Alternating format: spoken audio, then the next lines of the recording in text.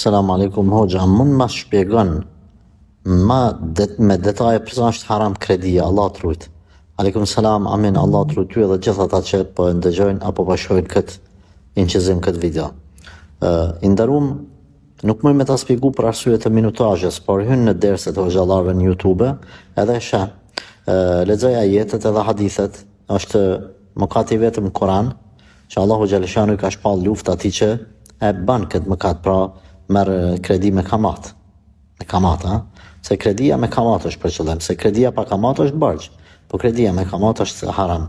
Po ashtu në hadith ka një vepër tjetër që Allahu ka shpall luftë, ajo është me kush i lufton edhe i nënçmon evliat e Allahut të devotshmet, Allahu i shpall luftë atij personi.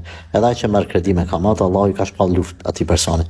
Po ashtu personat që bëjnë gjërat e tilla është njëjtë sikurse domethënë jesin në strese, sikur e udhë me pas një shejtan veten e tyre. Kërkoj falje ata që kanë kredi me kamate dhe ndëgjojnë këtë video. Kërkoj ndjes nëse po prekin nga kjo fjalë, por nuk kam qëllim vallahi ju preki.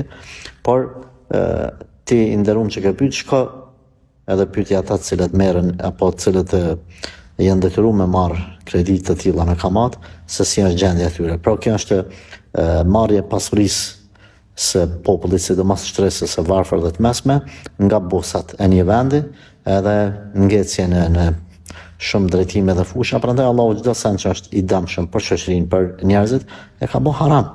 Por më detajisht thash, kthehu edhe nga praktika e njerëzve, por edhe në librat edhe derset që flasin më gjendësisht. Allahu na ruaj prej këtij mëkati.